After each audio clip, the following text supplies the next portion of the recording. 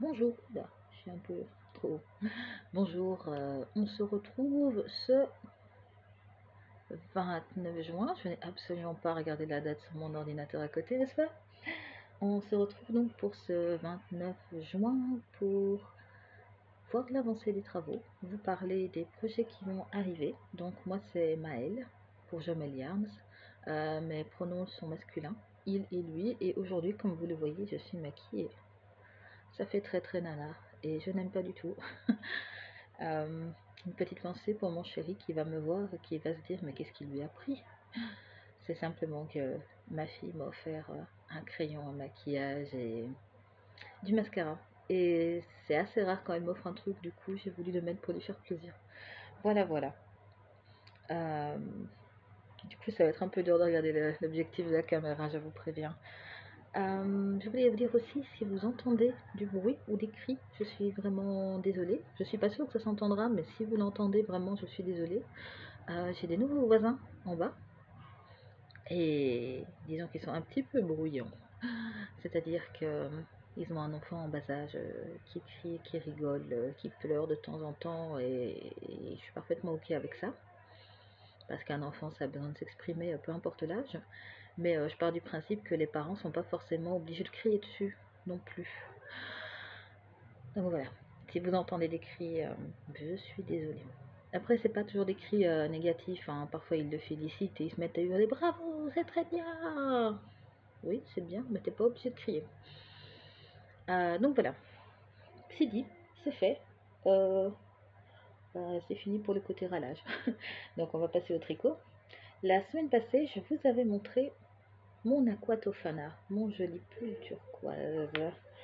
En story, je vous ai mis des photos de l'avancée un petit peu. Vous avez vu quand il y avait une petite manche. Finalement, j'ai fait ouais, des manches à peu près jusqu'ici, en me disant que ce serait plus pratique à porter. J'ai hésité avec les trois quarts ou les longues, mais je me suis dit, comme il fait relativement chaud, vu qu'on est en été et que le fil que j'utilise est à moitié coton, bah, ça aurait été dommage de faire des manches longues avec. Donc j'ai longuement hésité entre les manches trois quarts et les manches courtes, et finalement j'ai pris des manches courtes parce que je me dis que je vais peut-être le porter plus comme ça, vu que j'ai assez vite chaud, moi, j'ai souvent très chaud. Donc ce sera plus comme ça. Mais je pense que dans le patron, je vous mettrai les deux options, voire peut-être les trois. Vous me direz ce que vous préférez en fait. Mais dans l'absolu, ça ne me demande pas beaucoup, beaucoup plus de calcul de faire les options. Excusez-moi, je trouve un peu l'air un peu sec. Donc voilà, j'ai terminé mes manches. Est-ce que le fil peut bien se mettre? J'ai terminé mes manches. Voilà. Moi, je fais les manches en premier parce que c'est plus facile tout simplement. Parce qu'après, je peux les remettre à l'intérieur et je peux juste tricoter en rond sans devoir me battre avec les manches. Donc voilà, l'avancée de mon Aquatofana. Et le point est ouf. Ah, tiens, t'as vu? La couleur, elle change. C'est super drôle. Sur ma tablette en tout cas. Donc le point est très très chouette. Je l'aime beaucoup. Maintenant, c'est juste tout droit, il n'y a pas de shaping. Donc c'est vraiment juste tout droit jusqu'au moment où je dirais ok, ça c'est long. Moment que je n'ai pas encore défini personnellement. Je vais voir jusqu'où je veux descendre. Mais je l'aime vraiment beaucoup, beaucoup, beaucoup. Ceux qui me suivent sur Instagram savent que je l'avais déjà commencé l'année passée. L'été, oh, ça me fait bizarre. Chaque fois que je me regarde dans le retour, je vois le maquillage, je me fais non, c'est pas ouf. Qu'est-ce que je disais? Ceux qui me suivent sur Instagram, donc, ont déjà vu, l'avaient déjà vu passer l'année passée. L'été passé, je l'ai commencé, mais en fait, j'avais mis les augmentations autrement. C'est-à-dire que j'avais essayé de faire un col un peu plus large et d'avoir vraiment une grande encolure. Mais du coup, les augmentations étaient placées un peu bizarrement, entre guillemets, c'est-à-dire qu'elles étaient relativement évasées ici, puis un peu plus rapide là, ou l'inverse, je sais plus. Mais bref, la forme finalement ne me plaisait pas. J'avais essayé un truc un peu nouveau, mais ça me plaisait pas du tout. Du coup, je l'ai défait et bah, je l'ai repris cet été, comme vous le voyez. Ça monte étonnamment vite. Et pourtant, je fais en 3XL quand même, hein. Donc voilà, je pense pouvoir lancer le test le mois prochain. Alors le mois prochain, ça a l'air dans longtemps, mais en vrai, c'est dans une ou deux semaines, quoi. Quand je l'ai terminé, je vais lancer le test. Donc si ça vous intéresse, euh, si ça vous intéresse de le tester, mais j'en reparlerai de toute façon. Je l'ai tricoté aux aiguilles 4. J'ai utilisé du fil Coast de chez Holst Garn. C'est du fil qui est déjà de très bonne qualité, je trouve. Il est à peu près moitié, je sais plus les trucs exacts, je crois que c'est 55-45, mais en gros, il est moitié agneau mérinos, moitié coton. Alors c'est un peu bizarre comme mélange, mais en vrai il est génial, je le trouve très très doux, très très léger, ça respire, il est vraiment chouette comme fil, on ne me voit plus, je suis là. Euh, il est très léger donc. Qu'est-ce que je vais dire? Il y a beaucoup de couleurs, les couleurs sont ouf. Si jamais vous voulez le tester ou le tricoter par après, je dis ça, je dis rien, mais si vous le faites en jaune, en orange, même pourquoi pas en couleur un peu brun ou quoi, ça peut faire rayon de miel aussi, c'est juste une idée comme ça. Vous n'êtes pas obligé de le faire en bleu, vous faites dans la couleur que vous voulez. Holzgarn donc a énormément de couleurs et puis je trouve que c'est relativement pas cher. C'est-à-dire que pour un cône de 1,5 kg, et je pense qu'avec 1,5 kg, moi j'ai largement assez pour faire mon pull en 3XL, donc il vous en faudra sûrement moins, même tricoter en double, parce que je tricote en double. Avec les frais de port, je paye un peu moins de 43 € pour 1,5 kg. Donc je trouve que c'est relativement pas cher pour la qualité et la quantité. Après on est d'accord, il faut quand même les avoir. Les 43 €, et il y a des mois, moi aussi je peux pas l'acheter, on est d'accord. Il n'y a pas de souci avec ça. Mais du coup voilà, si ça vous intéresse, le test aura lieu, enfin l'appel au test en tout cas se fera d'ici, à mon avis, plutôt 2 semaines. 1-2 semaines, quelque chose comme ça. Je ferai l'appel au test sur Instagram comme d'habitude. Je ferai l'appel au test sur Ravelry aussi, tant qu'à faire. Vous pouvez prendre le fil que vous voulez. Si vous avez du fil chez vous qui peut convenir, il n'y a aucun souci. Je le dis pas assez souvent, mais enfin pas en public en tout cas. Mais si vous voulez acheter du fil synthétique. J'ai cherché comment le dire, mais en fait synthétique. Si vous voulez acheter du fil synthétique, c'est ok aussi. Si vous allez chez Action, chez Zeman, Wibra ou je sais pas quoi, qu'est-ce que vous avez d'autre en France, Gifi, des trucs comme ça. Enfin, c'est parfaitement ok. Donc il faut pas vous ruiner pour faire un test. Et de toute façon, nous on juge pas. Je sais qu'il y a des gens qui sont très très jugeants là-dessus et qui vous imposent un peu, pas des designers, mais des tricoteurs, tricoteuses de manière générale, qui vous jugent quand vous tricotez du synthétique ou des fils pas chers et des trucs comme ça, mais nous on essaye de pas faire ça chez nous parce que c'est pas tout le monde qui a les moyens d'acheter de la laine teinte à la main, on va pas se mentir. Donc voilà, si vous avez envie de le tester ou que vous voulez prévoir le test qui va arriver, il n'y a pas de souci, même avec du fil moins cher, voilà. Il n'y a aucun problème, faut pas hésiter une seule seconde, vraiment aucun souci.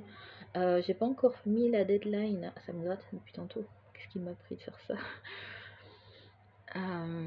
J'ai pas encore fixé la deadline, mais à mon avis, si je le lance milieu juillet, je crois que la deadline sera peut-être au 1er septembre, quelque chose comme ça.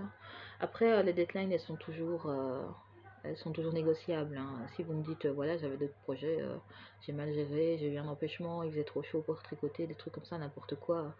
Tant que j'ai pas une fixe, vraiment une échéance que je dois rendre un patron pour quelqu'un, voilà, ou un magazine, ou une boutique, ou n'importe quoi, ça peut être flexible. Donc voilà, je crois que j'ai pas toutes les informations que j'ai pour l'instant, mais de toute façon, quand ce sera fini, j'en parlerai aussi dans la vidéo en vous montrant mon joli pull, parce que je serai incroyablement fière de le porter, n'est-ce pas? En plus, il va avec mon collier. J'étais tellement content. Du coup, j'en reparlerai. Je ne sais pas si vous avez vu la vidéo d'avant sur la quote au Fana. Historique, je veux dire, pas sur le pull, mais son inspiration du pull. Et je vais vous refaire un petit topo au cas où vous ne l'auriez pas vu. En Italie, j'ai oublié quel siècle c'était. En Italie, il y a très longtemps, voilà. Il y a eu, je réfléchis, 1400, c'est possible? il y a eu une femme qui s'appelait Giuliana, ou Giuliana, j'ai des cheveux partout, Tofana, qui était connue pour empoisonner les hommes. Et il y a eu beaucoup de tapage médiatique à cette époque, ce qui veut dire que le tapage médiatique à cette époque, c'était grossir les traits énormément. À l'époque, on croyait encore à la sorcellerie et au sabbat et des trucs comme ça, donc vous imaginez que c'est très fortement parti en quenouille. Je modère mes propos. J'essaie de ne pas jurer de manière générale d'ailleurs. Il a été dit qu'il avait soi-disant empoisonné 600 hommes, ce qui est totalement folklore parce qu'il y avait beaucoup moins d'habitants que maintenant. Que si maintenant quelqu'un tue 600 hommes, ça se remarque quand même, 600 hommes. Et qu'à l'époque, 600 hommes, c'était encore plus remarquable. Remarquable dans le sens où on le remarque facilement. Donc voilà, il y a eu beaucoup d'histoires autour de cette histoire. Enfin, oui, c'est devenu presque un mythe. Et au final, même maintenant, on ne sait toujours pas si c'est vrai ou pas. Si ça tombe, c'est même pas vrai. Elle a peut-être tué 2-3 hommes. Mais ce qui est intéressant, c'est que de nos jours, Julia, ou j'ai décidé que ce serait Julia, qu'on prononce, parce que je sais toujours pas le prononcer. Mais maintenant, dans la légende, maintenant, Juliana, oui, Julia, bref, Madame Tofana, j'ai oublié son prénom. Je suis fatiguée, comme toujours. Mais Madame Tafona est considérée comme une des pires meurtrières de l'histoire de l'humanité, en tout cas du côté féminin. Et je trouve ça incroyablement triste, personnellement, et incroyablement injuste un peu, parce qu'effectivement, elle a tué énormément d'hommes, apparemment, ce qui n'est pas sûr.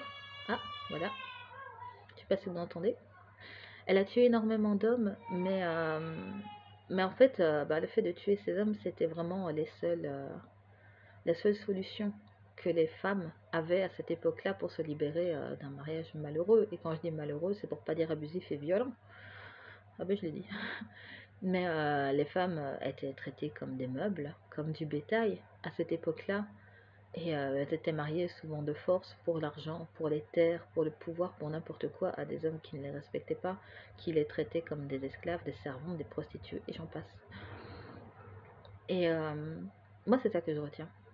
La condition féminine était extrêmement dure et violente à cette époque-là. Et oui, effectivement, comme je disais dans ma précédente vidéo, Tofana, elle n'a pas été très sympa parce que c'est pas bien d'empoisonner les gens, mais à partir de quand c'est la seule ressource qui reste pour sauver des femmes qui sont privées de tout droit élémentaire. Enfin, moi je trouve ça extrêmement triste. Et je suis partie dans une vague où on va prendre plusieurs femmes qui ont été maltraitées, discréditées, diabolisées carrément, alors qu'en fait, elles n'ont fait que survivre et vouloir aider leur sœur. Donc voilà, on est sur une vibe un peu féministe pour la fin de l'année. Je dis la fin de l'année parce que je sais les designs qui vont arriver après. Mais donc voilà, je trouve ça extrêmement triste et je vous en ai pas trop parlé sur la chaîne parce que c'est pas le propos. On est là pour parler de tricot surtout, mais j'ai moi-même eu plusieurs relations qui étaient extrêmement violentes et destructrices. Maintenant ça va, vous connaissez mon chéri, vous voyez comme il est adorable et tout mignon. Mais, euh, mais sincèrement, je peux comprendre que pour ces femmes, ça pouvait être la seule échappatoire possible, honnêtement. Et je trouve ça vraiment très triste de les juger là-dessus sans prendre en compte tout le contexte, de faire passer Tofana, oui, pour une psychopathe, pour une tueuse en série, même si elle l'est, alors qu'on élude totalement le fait que les circonstances l'ont poussé à l'être. On élude totalement le fait que ces gens-là étaient, je suis désolée, mais des raclures, étaient des hommes violents, abusifs et je dis beaucoup violent et abusif, c'est parce que j'essaye de pas rentrer dans les détails pour pas trigger les gens. Mais voilà, c'est un peu, c'est un peu un hommage à cette femme-là qui a fait ce qu'elle a pu pour sauver ces pauvres femmes. Et ce que j'ai voulu mettre comme intention aussi dans ce pull, parce que vous savez, moi quand je tricote, j'aime beaucoup mettre mes sentiments, mes émotions, mes questionnements, ce genre de choses, ça me fait énormément de bien, c'est mon côté tricothérapie. Mais ce que j'ai voulu vraiment mettre dedans, c'est cette idée de se libérer des emprises toxiques. J'ai voulu y mettre une espèce d'énergie, d'élan à dire non, stop, plus jamais, tu vois, pour se reconstruire. Moi, je me doute que vous, quand vous le tricotez, ça vous fait pas ça du tout. Mais moi, ça me fait beaucoup, beaucoup, beaucoup de bien de mettre mes émotions en tricot. Parce que du coup, tous ces doutes, ces émotions, toutes ces choses qui me restent dans la tête, dans le cœur et tout, et qui tournent et qui tournent et qui tournent, ça me permet de les rendre tangibles en fait. Je peux dire voilà tous mes doutes, toutes mes craintes, tous mes trucs. Enfin ici c'est tout mon élan de stop, plus jamais. Je peux le toucher. Je peux le toucher, je peux le porter, je peux en faire quelque chose de beau et dont je suis fière et ça j'aime beaucoup. Donc voilà, on a beaucoup parlé de l'Aqua Tofana parce que je suis vraiment très contente de pouvoir enfin vous le montrer et bientôt le terminer et encore plus le porter. Je vous dis pas à quel point je serai fière en le portant. J'ai hâte. Après ça, il faut que je termine les chaussettes vertes parce que je suis censée les publier lundi et on est samedi. Donc il va vraiment falloir que je les termine pour pouvoir faire une photo pour vous montrer. Euh, je vais pas vous les remontrer parce qu'elles sont dans le sac là-bas et qu'il est un peu loin, c'est pas grave. Mais je vais les terminer tranquillou. Qu'est-ce que je vais faire d'autre? Je vais terminer mon... Est-ce que je peux le prendre? Oui, oui, je peux. Tu veux bien? Oui, ah, c'est bien. Je vais terminer mon mouton électrique que je vous ai déjà montré plein de fois et dont le patron est sorti le 21, donc il y a à peu près une semaine, 8 jours. Voilà, terminé ce magnifique mouton électrique. Et comme toujours, je ne peux pas vous montrer la texture. Si, comme ça, je me souviens comment j'ai fait. Voilà. Très très joli. Mouton électrique. Qu'est-ce qu'il est beau. Ah, un peu comme ça. Magnifique, magnifique, magnifique. Je ne sais pas si vous entendez, c'est une moto. Qu'est-ce que je vais faire? Je vais terminer aussi, il serait temps, le châle houppe. Alors, je sais pas si je peux vous le montrer comme ça. Oh, j'ai encore les aiguilles dessus. Ça fait tellement longtemps que j'y ai pas touché, je ne me souvenais même pas que les aiguilles étaient encore dessus. Je sais même plus quelles aiguilles j'ai mis dessus, c'est pour dire, faudrait que je vérifie. Heureusement, j'ai noté. Mais le magnifique châle houppe. Tiens, ça fait jaune et bleu, c'est marrant. Magnifique, magnifique châle houppe qui n'est pas encore bloqué.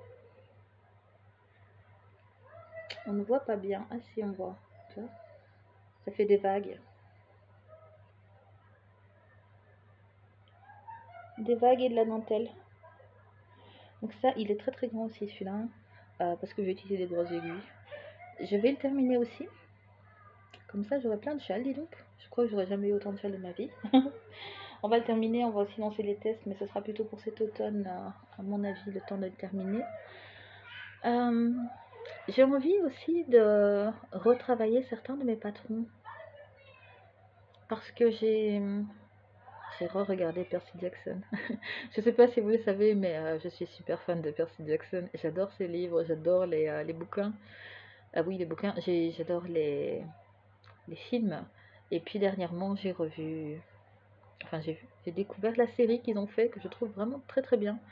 Bon, les choix des personnages, je suis pas toujours fan. C'est-à-dire que Annabeth en afro-américaine, ça me dérange absolument pas. Mais Luke, si vous l'avez pas vu, ça va pas vous parler, mais ils ont pris un jeune homme pour Luke et je trouve que ce jeune homme, en tout cas dans ce livre-là, enfin dans ce film-là, n'a pas du tout l'esprit rebelle comme Luke en fait dans les livres. Du coup, ça me choque un peu. Mais tout ça pour dire que j'ai envie de refaire certains modèles basés sur la mythologie grecque. J'avais déjà commencé à un moment. J'avais fait un pull Poséidon et j'ai très envie de le refaire. Déjà parce que à l'époque, je ne mettais pas autant de taille que maintenant, donc j'aimerais bien le refaire de manière plus size inclusive. Ce serait bien. Et puis aussi, je vais pas vous mentir, parce que dans mon Ravelry, quand vous allez voir, c'est mon ex qui le porte. Mon ex qui donc est abusif et violent. Et j'aimerais bien pouvoir refaire ce pull pour y rattacher de meilleurs souvenirs, de meilleures émotions.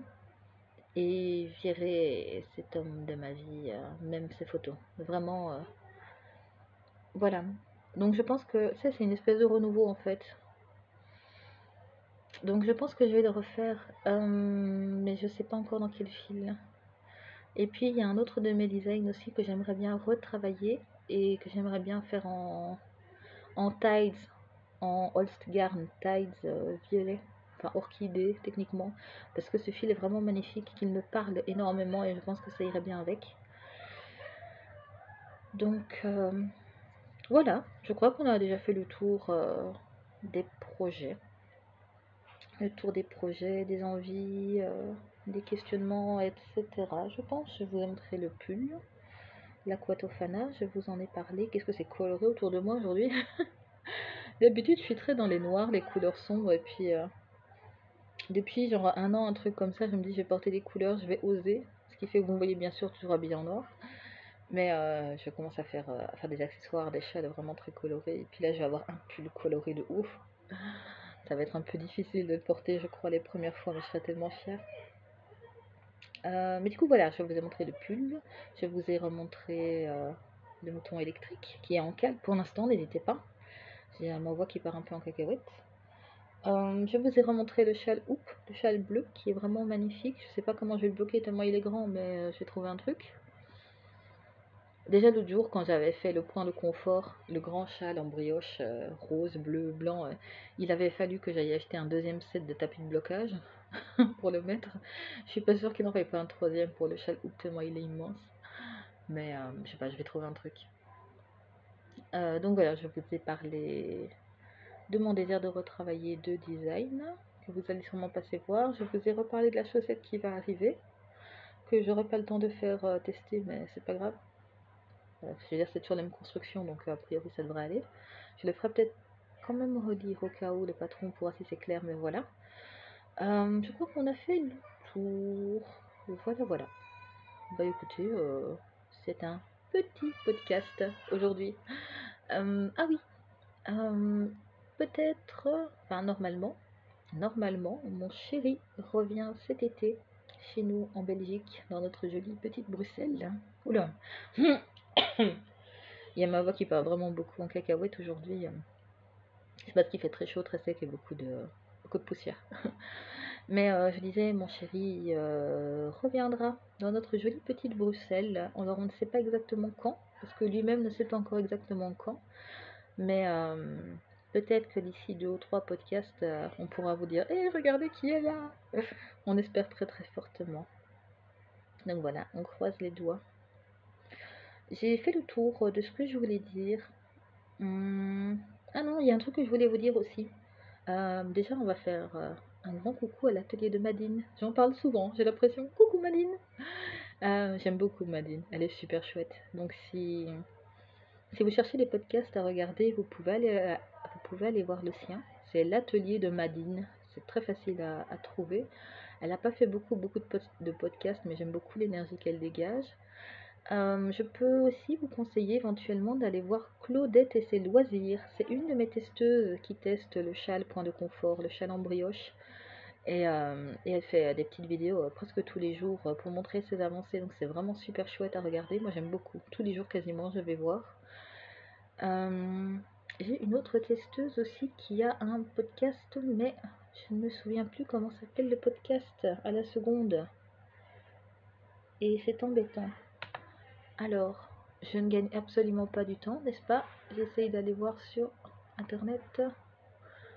Ah, attends. Oui, mais non. Si je ferme là, si je fais ça. Oh Seigneur, je crois que mon Chrome a planté. Ah, voilà. Alors, bon, attends, je vais voir.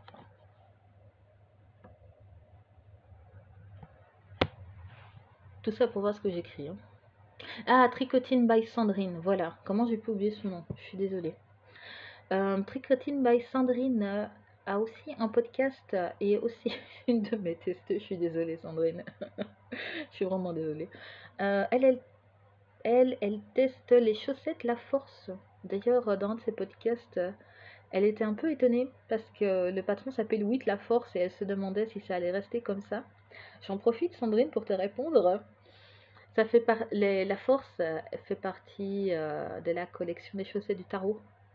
Et donc, chaque arcane majeur est, est un patron de chaussettes. Donc là, tu es en train de tester le 8e patron de la collection et c'est l'arcane 8, la force. Donc voilà, c'est pour ça le nom. C'est un peu bizarre, mais quand on a tout le contexte, ça fait sens. Donc voilà, voilà. Allez voir donc Tricotine by Sandrine, Claudette et ses loisirs, et bien sûr, l'atelier de Madeleine. Je crois que maintenant j'ai vraiment fait le tour de tout ce que je voulais vous dire et on est à moins d'une demi-heure, c'est trop bien. Donc je vous souhaite un bon week-end, je vous souhaite de profiter un peu du soleil, de faire très attention bien sûr, de boire beaucoup d'eau. Et puis, ne vous forcez pas trop à tricoter de la laine quand il fait chaud, parce que c'est pas agréable et qu'au final, ça reste que du tricot.